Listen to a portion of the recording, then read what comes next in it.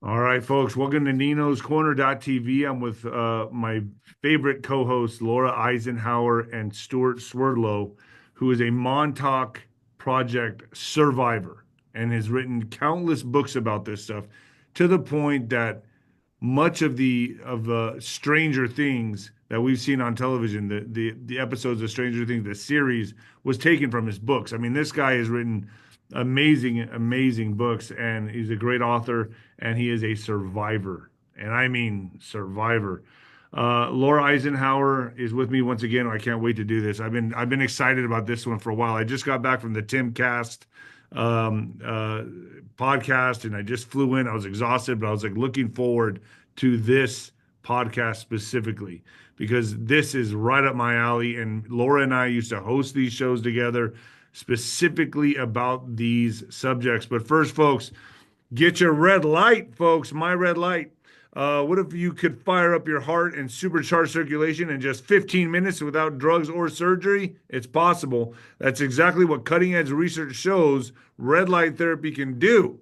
I'm sure you know a lot better technology that can be used for stuff like this. But anyway, it charges your heart's mitochondria, helping it beat stronger, last longer, and fight inflammation. In one study, mice with heart failure bounced back fast.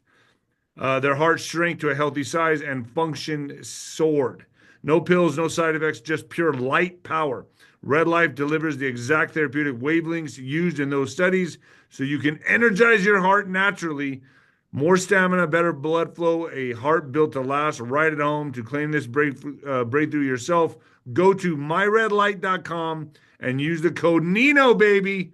Not Nino, baby, but just Nino. Nino. And get 10% off your red light device. All right, folks, I'm excited about this one. And without further ado, Laura, please bring in our guest. Hey, Stuart. Hi. Hey, oh my gosh, Stuart Swerdlow. You've been such a great friend for so many years. We did an incredible trip to Istanbul, which we'll talk about later in the interview. But I want to read your bio so everybody knows a little bit more about you. He is the author of 50 books and counting. Stuart Swerdlow's great uncle, Yakov Swerdlov, was the first president of the Soviet Union. To ensure that his family's loyalty stayed with the US government, he was recruited as a child for specific government mind control experiments, including 13 years at the infamous Montauk Project, an offshoot of the Philadelphia experiment, which enhanced his natural abilities.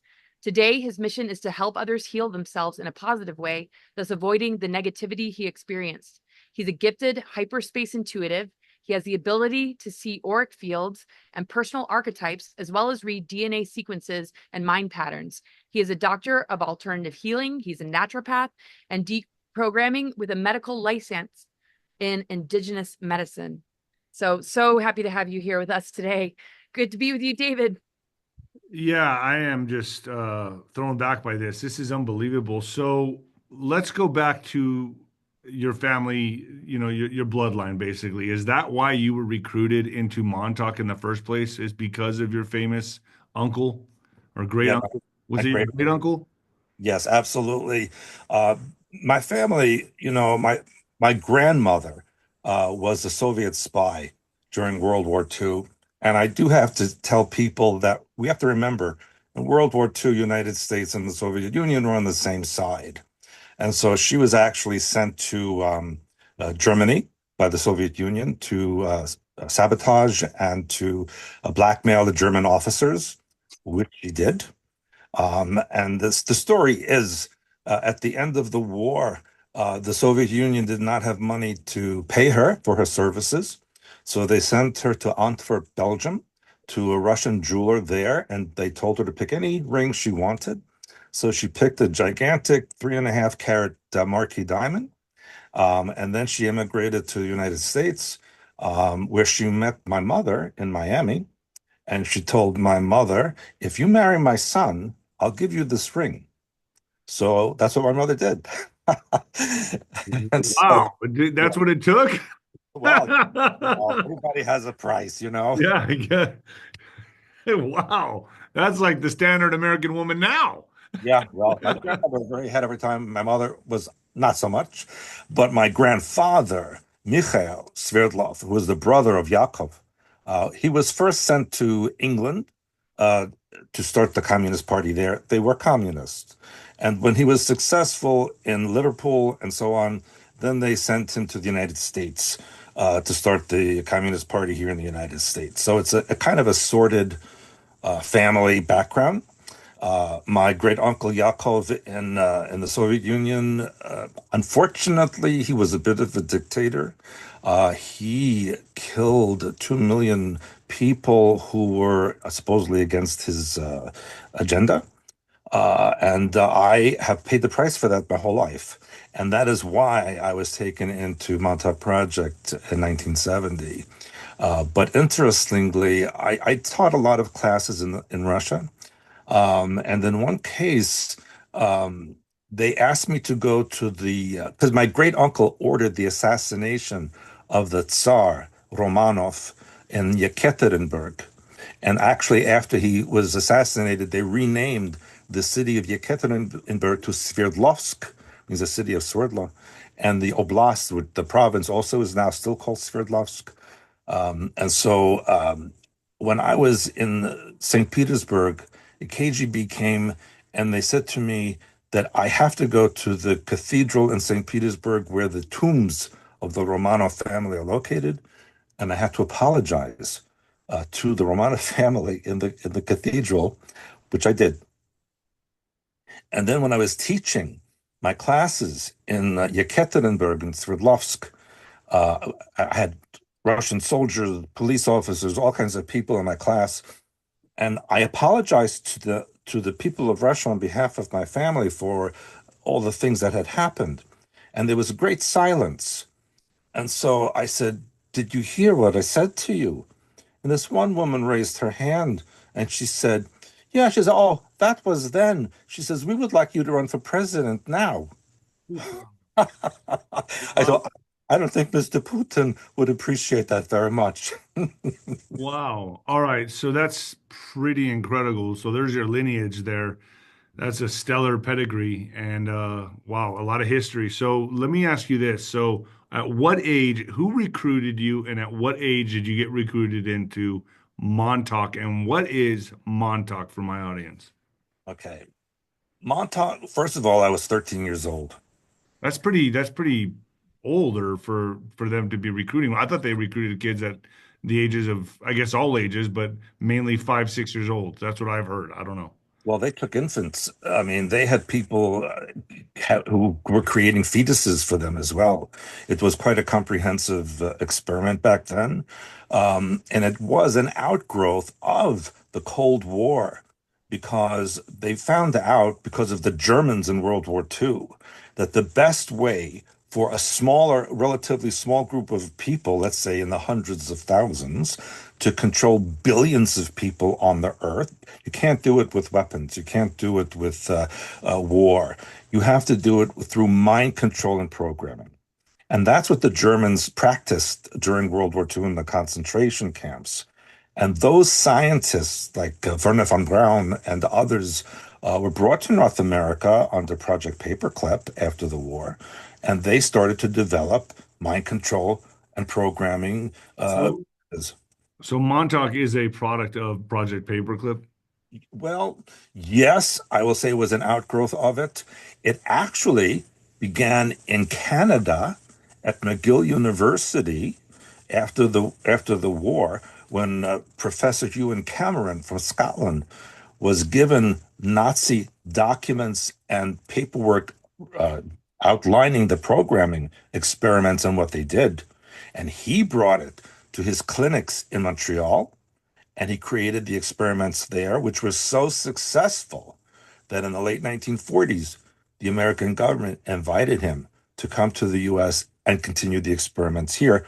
And then the rest is all history.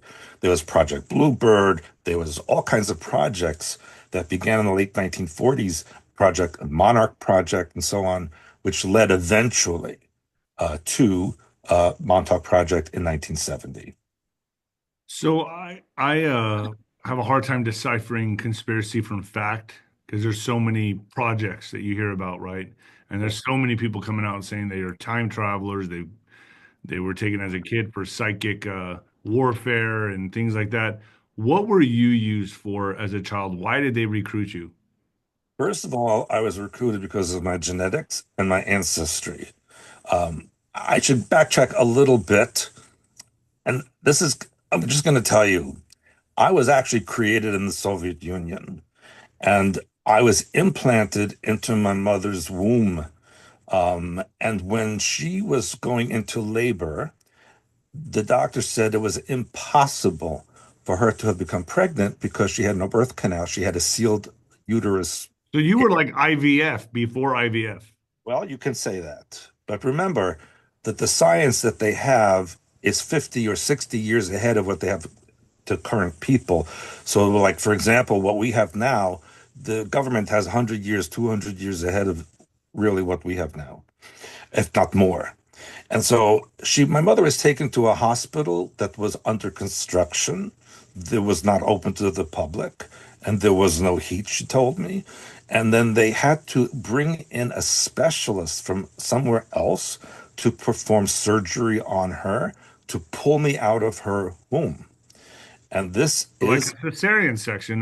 That's what that would be called today. it was not that because they operated through her uterine, her vaginal area. Okay. They didn't open the abdominal wall. And so this was in medical books. And so I was born and I was under monitoring my whole life. And so was my father. My father was interrogated by the American military in the 1950s because they wanted to know his loyalty. And he was actually kept in a base underneath the mountains near El Paso, Texas. I think that's where you are located. I've Um, heard there's some big bases here, man, and you just gave me the chills. yeah, my father was there underground. Probably next to Holloman, White Sands, the whole area. Well, yeah, but there's another base outside of El Paso, and I can't remember the name of it right now. You know the name of it probably. And I was there a few Fort years. Bliss, Fort Bliss. Bliss, that's correct. Fort Bliss. He was in Fort Bliss. And so after he left there, we were followed. So in my childhood, we were followed the whole time.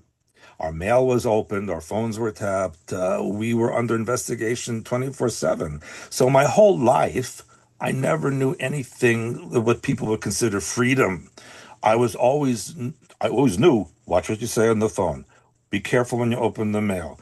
Be careful who you speak to. My whole life was like that.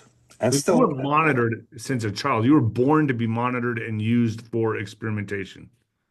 that is correct. That is correct. And I would recommend if people are interested to read my book, Montauk Alien Connection, and also Blue Blood, True Blood, which is the sequel to that, which describes my, let's say, uncomfortable existence in the United States, and how I was under investigation, held at gunpoint, put in a prison camp, all kinds of things that happened to me in the United States. And so that's why they questioned loyalty. And I remember at one point being taken into an office with military people, and I was told, uh, if the United States is invaded, who would you support? Now, what am I going to answer? Of course, I support the United States. I'm not going to be, stupid and say anything else. And of course, it was a different political system in those days than it is now. I'm But very grateful. it's always been compromised. Yes, I'm very grateful for what we have at this moment. And so that's how my life was, David, for till now, really. I have been threatened with deportation. I have been told they can make people disappear if I don't do what you say. All these things have actually happened to me. What, Laura, yeah, what's the connection with like time travel and manipulation of timelines Uh-huh. and Montauk? Yeah, so Montauk was about a lot of things. Initially, it was about mind control and programming. They went into then weather manipulation, esoteric weaponry, and then because the American government had been given technology by those who are not from here, they wanted to investigate this technology. And so the beings who come from the area called Sirius A, there's a star system. There's a Sirius A, B, and C, and these were from Sirius A. They gave the American government what they said was time and space manipulation devices. But in order to use them, you needed to know coordinates. You can't just blast someone out there without knowing where they're going. And so these beings gave coordinates, which we found out were mostly false, so that people were sent and wound up inside of a rock, under an ocean, in deep space. They didn't come back. And Other so, dimensions, other dimensions entirely. Like the Philadelphia experiment with the being in the boat, like lodged in the boat, right? yeah, that was 1943. That was 1943. That was Tesla. That was a Tesla experiment. And he also had connections to aliens. And so he was given technology of a cloaking device that the Americans wanted to use to make their ships and aircraft invisible to the Germans. And they did this in the Philadelphia Naval Yard in 1943, and they used the ship called the USS Eldridge. And unfortunately, when they turned on the equipment, the ship disappeared, but it went into, let's say, another time space where human beings are not designed to live in that environment. Hyperspace type of a. Yes, yes, hyperspace, correct. And so the ship itself, the steel walls, the metal became energetic so that you could walk through them. You would fall, you slip through the floor, and then they turned off the equipment. The ship became solid again, and many of the soldiers were embedded in the walls and floors because there was no warning. You understand? And so Al Bielek and I forgot the Cameron Duncan were the ones that jumped off the ship, right? Correct. And when they did that, they survived. Well, And they well, landed in Montauk in 1983. There was a time loop, and that time loop still exists between 1943 and 1983. And it actually goes every 40 years, loops and loops and loops. And the Montauk Day, that was August 12th. Montauk Day is August 12th. It passed a couple of weeks ago. And so they wound up in Montauk in 1983. And that's when the loop of time began. And that's what actually um, became the encouragement to create CERN in Switzerland, because the Hadron Collider is not for energy, it's for interdimensional connection. And that's become a very big problem. is it to summon? Is it? Would you call it demonic? Would you call it Um, yeah. to summon entities from other dimensions, which maybe we would call hell? Maybe I don't know. Well, here's the thing. When you work with such equipment, you need to know where you are in point A and where you're going in point B. And if you don't know that, you can wind up anywhere and allow anything to come in. And that's exactly what happened. And so CERN has become a very big disaster. And that's why they're always turning it off and it's being sabotaged. Um, but recently, and I would say in the last 6 months, they've turned it on to a point where they have allowed, well, I can't say they allowed, I don't think they knew these creatures were coming in, and they're so horrendous they cannot send them back. And this is causing havoc underneath Geneva. What? So when you were recruited as a child, you had no choice in this. Obviously, it's not like they said, "Hey, we want to use you for these special operations. You're the guy." I guess recruitment is the wrong word. It was more like you're Kidnap. coming with us. What was it? If you're just coming. You're part of it. No Oh, choice. can you give us some of the experiences from your earliest memories of what it was like? Did you get taken down underground into tunnels, into a Levitron train? Can you give us those experiences? Yes. First, let me describe Montauk Point. It was built in the late 1700s by George Washington as a way to monitor British ships coming to our coast that would invade the United States for breaking away from Britain. And over the decades and centuries, it was expanded underneath Montauk. Uh, And as they dug down, they found pyramids that had been built from the time of Atlantis with technology inside of it that they were able to access. And these pyramids, actually, you could see them above the sand on the beach up until 1938. And there are pictures of people standing next to the tops of these pyramids.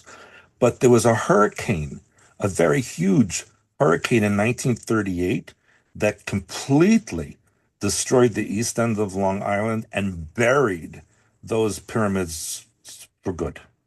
Uh, they're still, you can still dig down, but you're not allowed to do that. So these pyramids I've heard are all over the planet, especially in Antarctica, correct? I mean, this technology is everywhere, all over the planet, right? What we see in Giza is just the tip of what I understand, much more that goes underground, almost like an obelisk, right? Obelisk. Well, what you see above is the same below, so it's actually an octahedron. You only see the top, but underneath is the reverse. So it's actually an octahedron, and the pyramids are actually a time travel and wormhole device. That you could still use today. Yes, except that the cap and the covering of the pyramids have disintegrated.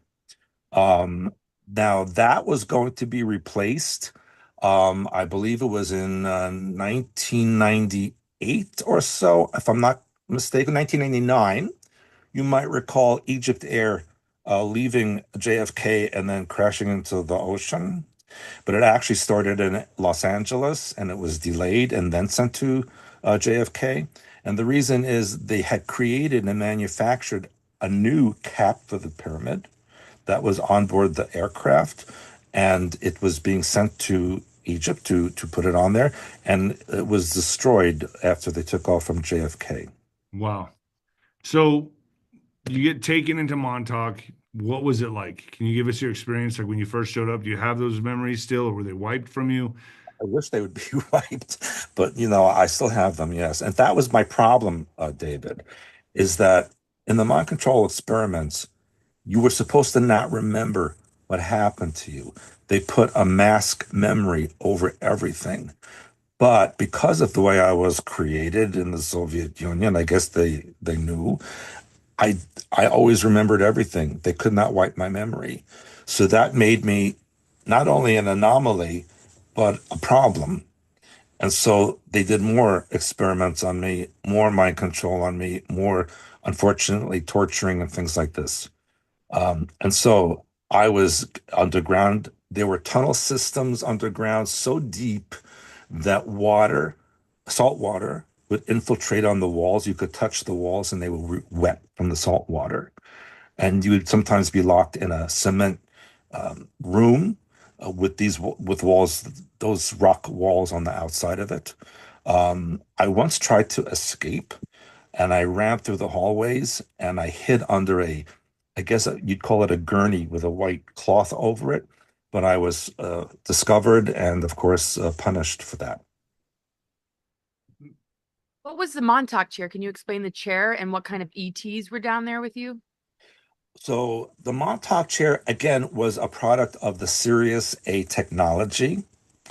And I never sat on it, but Duncan Cameron was the main person who was on there. And it kind of looked like a large dental chair with a head rest that wrapped around your head with electrodes on it. And at the time, it was connected to a Cray computer, which in those days was the most extensive computer that you could get built on the earth. And so what happened is this device would pick up the thoughts of the person on the chair, go through a step up transformer type of thing so that it would become your thoughts would then manifest physically. And so, in that way, they were able to create wormholes and vortices. And there's a difference between a vortex and a wormhole. A wormhole is a shortcut between point A and point B within the same physical reality. A vortex is a connection between two different realities. So people mixed up those words, but they're really two different things. And so the Montauk chair was about creating those things so that we could find out the true coordinates of places in time and space because we knew that these aliens had given the wrong ones on purpose. But there's So, aliens down there with you, though, right? Mostly reptilian. There was reptilian. There were some very few serious beings, and there were from time to time. There were Greys, there were Nordics, there were all different kinds that were there. People don't realize there are huge amounts of different species out there. You know, our galaxy has trillions of stars. So if even 1/10 of a percent had life, it's unimaginable amount of civilizations, and then times that by infinite universes. That so, so the Montauk chair was able to take your thoughts. That just shows how powerful thoughts really are. yes, You were able to think something and manifest it into this reality and create it as matter. anything, matter, Energy, so energy, the energy of your thought would create matter. whatever you could think of would be manifested. How did it use a technology to do this? Or is it just a certain type of person that was able to do this on their own? How did the chair work? The chair would had these devices on either side of the head and in the back of the head that would pick up thoughts because your thoughts are waves. They're energetic waves that go outside of your body into all of creation. You're connected to everything that exists. And so these devices would pick up the thoughts, download them, and amplify them, and then bring down the frequency levels so that it would become physical. That's incredible. So were you able to create organic material, or was it just, in other words, were you able to create other living organisms with thoughts, or was it just like just matter, just like a table or a chair or a thing? All the above they were able to do. But here's the issue: you had to know what you were doing because you didn't know if you were creating this through the mental or brain waves or if you were connecting to another reality where those things existed and bringing those in. That was the big question of the day. And that is what ultimately destroyed the Montauk Project. So hold on here. What you're saying is people were playing God. You could say that, yes. I mean, if you're able to connect someone to a chair and have them think of something, and create a living being or create whatever they thought of, that's exactly what it says in the Bible that God did. Yes, yes, correct. Remember, these scientists were not religious people. They were ultimately from the Nazi regime. Some of them were also from Soviet Union. I remember that. And there were others as well. I remember there were Japanese scientists, Israeli scientists. They were from all over. And their agenda was to see how they could manipulate reality and control humanity so that they could be in power. We were indoctrinated all of the time, and we were told that what we were doing was to help humanity. Because if humans were left alone to decide things for themselves, they would create wars and disasters. That human beings were selfish and could not control their emotions, and that we were helping them to have a better life. That's what we were told. And other species they look at us. I mean, I guess depending on the frequency of the being, because I know there's all kinds of different beings out there that are on a different vibrational field. Am I right in saying that? Correct. They look at people like many of them look at us like we're dogs, correct? Like they look at us like low life forms, pond scum. There are beings who consider humanity to be like a virus that should be eliminated. There are those who feel we should be in a zoo. There are those who think that humans should be food. And there are those who think humans should be slaves and everything else. And the reason is they claim, not they claim, it's the truth that humanity on this planet is not natural. It's an artificial creation. So that all humans on the earth are a conglomeration of human genetics, reptilian genetics, and others.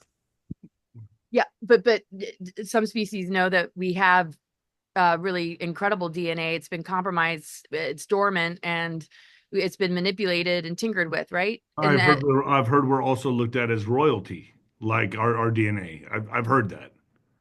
It depends on the group. Well, I know the Greys that do the abductions, they like the human DNA is very much sought after, correct? Because remember, there are many different kinds of grays, by the way. There's not just one race. There are many different races. And the one that is the most commonly observed, the 3 to 4 foot tall gray with the big heads and so on, those are a creation. In other words, if you take the image of one of those grays and put it against the image of a human fetus, they're pretty much identical. Because what some of these grays are human fetuses grown to larger proportion and then mind controlled. And that's why they have no digestive system. They don't have reproductive. yeah. So and that's why they abducted humans because they're trying to upgrade themselves. And that's why they would consider humans to be like royalty because that's what they want to become because they are actually part human. But we have a soul. This is also an argument that I've heard is that humans actually have a soul that they are trying to attain. Well, I will tell you, all living creatures have a soul, otherwise it couldn't be animated.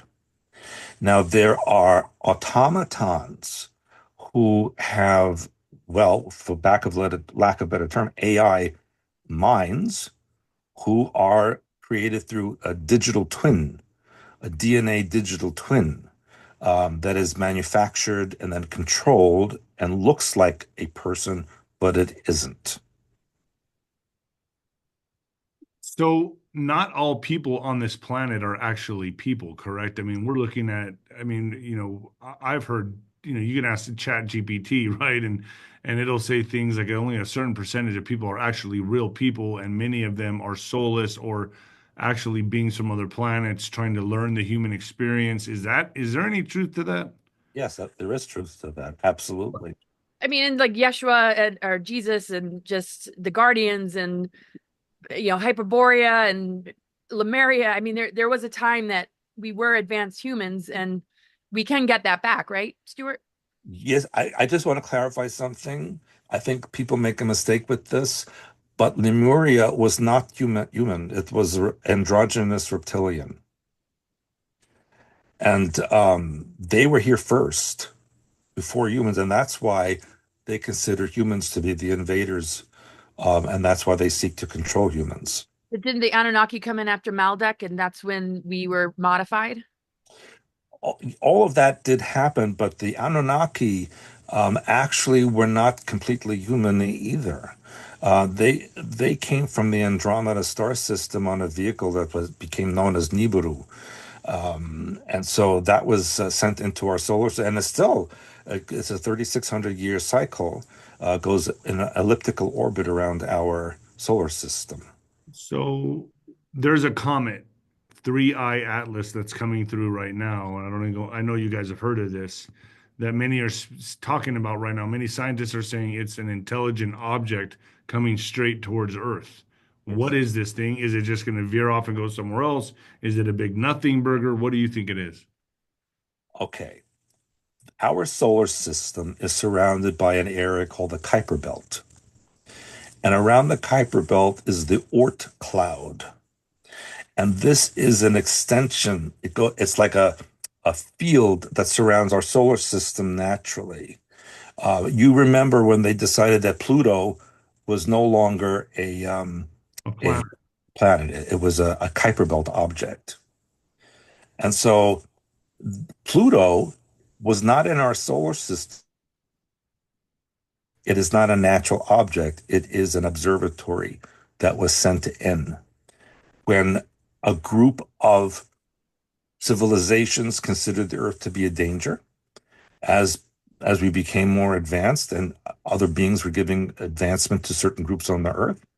And so our solar system basically is surrounded in the Kuiper Belt by a large group of different beings who have different agendas about what to do with the Earth.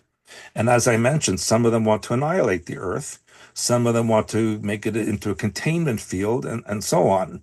And there are others who, yes, they want to incorporate the Earth into more of a galactic community.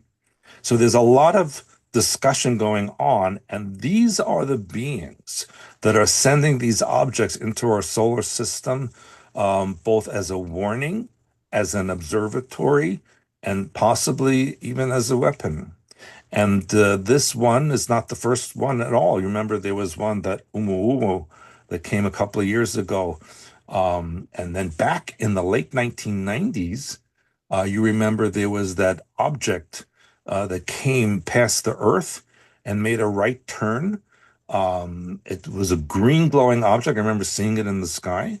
And it took X-ray. Was that the Heaven's Gate people? Was that the one where they drank the Kool-Aid?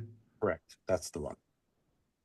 And that object X-rayed the Earth.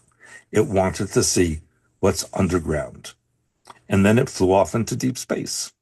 And so this object that's coming here, not necessarily is because I've often thought, when are they going to play the alien card? The government's going to play the alien card because we know that, in my opinion, Trump's making some big moves right now, and I know the deep state's in trouble, and I would imagine the next big panic move would be the alien card, and I'm wondering if this is all uh, predictive programming or propaganda for that coming event.